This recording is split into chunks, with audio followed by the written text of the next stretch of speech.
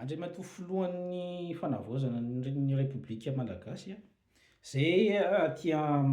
diaspora tompoko dia be dia be ny olona gasy manana association zay manampy an'i Madagasikara. Ny angatahanay aminao tompoko amin'izao fanavaozana zay fanavaozana moa zany ilazanareo anazy fa na hoe fanorenana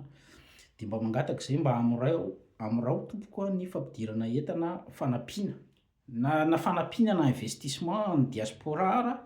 dia mba zany anie ho fanampiana ny mpiray tany razana ihany zany e. Dia tokony mba entanina mba atao zany zay hampamorona an'ilay izy hoe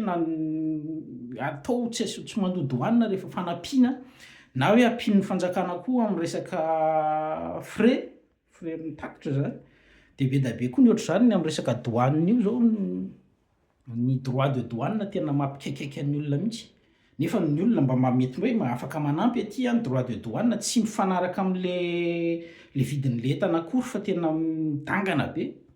Dia sao dia mba tokony ho jerena ilay izy hoe mba droit de douane mba manana ihany zany cas na provisoire fotsiny ara hoe mba ahafahan'ny diaspora mandray anjara kokoa manampy an'ny olona any manampy an'ny ana satria be dia be na resaka fitaovana any amin'ny hôpitaly na any amin'inona izy teo na any amin'ny faramonina fotsiny ara be dia be ny gasy manana association aty manampy any. Dia sao dia mba tokony mba lalana anankiray koa zay vetivety tsy hitako zay mampahela be an'izany hiandro concertation nationale ve ny hanao an'izany sa tonga dia manao décret fotsiny ianao hoe manomboka izao ny diaspora dia afaka mitondra an'ity na quota io na zay hanaovana anazy na hoe isan-taona na hoe marina fa misy le hoe raha andeha hody dia misy an'ilay taratasy sarotra be iny manao anazy fa sao dia mba tokony ho jerena ihany zay resaka droit de douane zay vetivety fotsiny dia vita zany. Raha pitsionao manoratra taratasy dia mandefa anazy any amin'ny ministera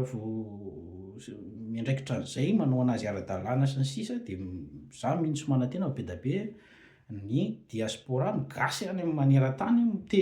hanampy any ary te hitondra satria ny aty mety misy olona fotsiny na kit scolaire zany ara hoe be dia be ny zavatra azo atao amin'izany. Dia mba jerena ilay izy hoe sao dia tokony hoanina zavatra vetivety kely zany tsy miankina amin'ny budget any amin'ny ministera tsy miankina budget ao fa tonga dia zavatra décret fotsiny ordonnance tsy haiko zay za tsy spécialiste amin'ny fitsarana ray minitra dia vita. Dia mba afaka manao na dia zavatra mba provisoire fotsiny ara aloha hoe atao ty fa sao dia misy manararaotra ohatrandray sasany dia mba atao ty aloha dia mba ahafahan'ny olona manampy zay te hanampy amin'ny toerana samy misy anazy satria ny faritra rehetra eo Madagasikara tompoko dia misy gasy daholo manana diaspora tsirairay ka mba raha samy manao any amin'ny toerana misy anazy ihany ataoko fa mba betsaka mba mivoatra ihany tsika na dia tahaka an'ilay colibri kely ara hoe avitininy eo